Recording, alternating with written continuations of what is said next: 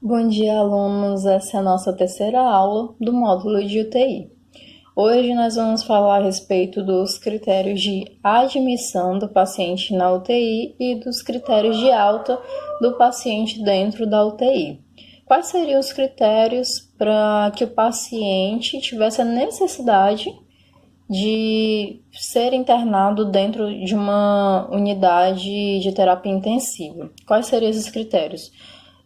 Pacientes que no pós-ressuscitação cardiopulmonar, pacientes que tiveram politraumatismo, pacientes que tiveram algum tipo de obstrução pulmonar, e esses mesmos pacientes sejam com falência pulmonar, pacientes que tiveram cirurgias de grande ou de médio porte, pacientes no pós-operatório que precisam de uma monitorização contínua de 24 horas. Então, pacientes, para estar na UTI, eles precisam de algum desses itens que de agrava a vida e que principalmente itens que fazem com que o paciente, se ele não tiver aquela assistência na UTI, ele tenha risco de vida, de morte, na verdade. Então, eu preciso atender esses parâmetros, né? E principalmente também pacientes que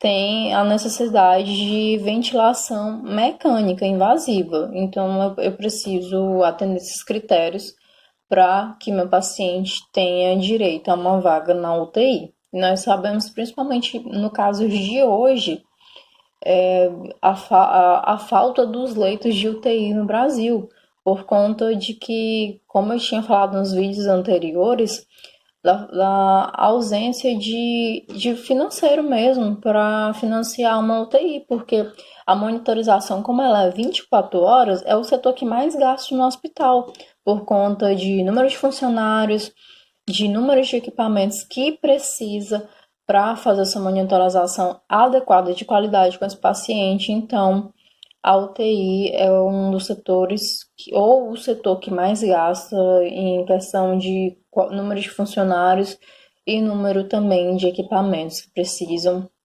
atender às necessidades do paciente. E qual seria, no caso, a função do técnico de enfermagem na admissão? Primeiramente, meu paciente chegou, se ele está consciente, eu sempre peço para ele retirar os pertences, se ele tiver com brinco, com celular, com uma aliança, né? Porque são itens que podem ser perdidos. Então, antes de cirurgia, paciente na internação, se o paciente tiver algum risco de ficar inconsciente, sempre retiro os pertences pessoais e entrego para o familiar que estava acompanhando, né, o paciente na admissão. Por que isso? Porque se eu guardo no hospital esses itens ou se o paciente perde de alguma maneira, a culpa é do hospital.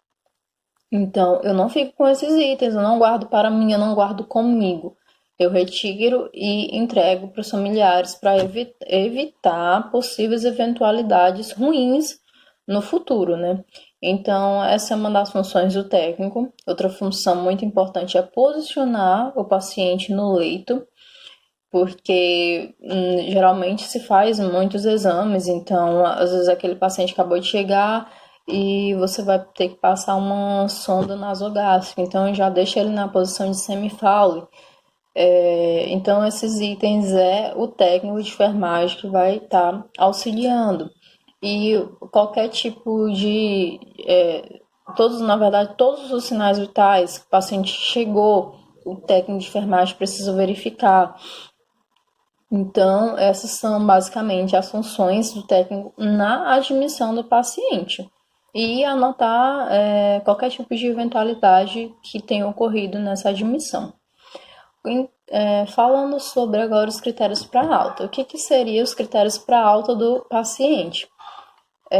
Paciente que não necessita mais daquela monitorização. Pacientes que já tiveram a resolução do seu agravo de saúde, ou mesmo que não tiveram uma resolução completa, porém não possuem mais o risco de vida, né? Não tem mais esse risco de morte esse paciente. Então, no caso, ele vai ter a alta. Mas paciente que teve alta da UTI não significa que ele teve alta hospitalar. Significa que ele vai ficar ali, ou na UCI, né, que é a unidade de cuidados intermediários, ou então ele vai para a enfermaria, porque ele vai continuar em monitorização. Porém, não a monitorização de 24 horas ininterruptas, que é no caso das UTIs. E qual seria a função do técnico de enfermagem diante dessa alta da UTI? Primeiramente, mesma forma que ele posicionou o paciente antes, ele vai posicionar o paciente ou na maca ou na cadeira de rodas, né? E vai verificar os sinais vitais, vai verificar também, porque todos os pacientes, assim, que eles estão naquele setor X, seja na enfermaria, seja na UTI, na UCI, na clínica médica, eu sempre tenho uma caixinha com o nome dele e os medicamentos. Ok, então eu já vou verificar, retirar, colocar esses medicamentos nos lugares deles, porque tem hospitais que o farmacêutico faz isso, outros é o técnico de enfermagem, então a gente vai verificar conforme a instituição e retirar todos os tipos de roupas de cama e entregar na CME, porque eu vou fazer o processo de desinfecção do leito do paciente, certo? Todas as vezes você vai fazer isso. Na verdade, não é só na UTI que eu faço essa desinfecção. O paciente teve alta, independente da idade, do que ele tinha, e é hospitalar, eu sempre faço a desinfecção no leito. Na verdade, não somente no caso de hospitalar, mas no caso do PSF também. Às vezes o paciente chegou para fazer um curativo num pé diabético e ele sentou na maca. Quando ele sair, eu vou ter que desinfectar. Então, para evitar qualquer tipo de infecção comunitária, certo?